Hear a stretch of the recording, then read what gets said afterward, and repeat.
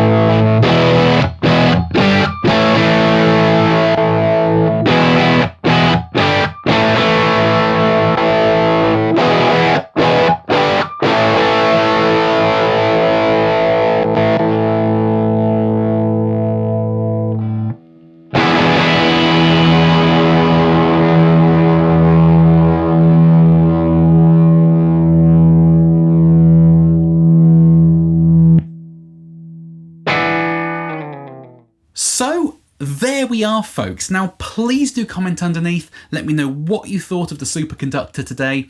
I love chatting nerdy guitar stuff with you folks down in the comments section.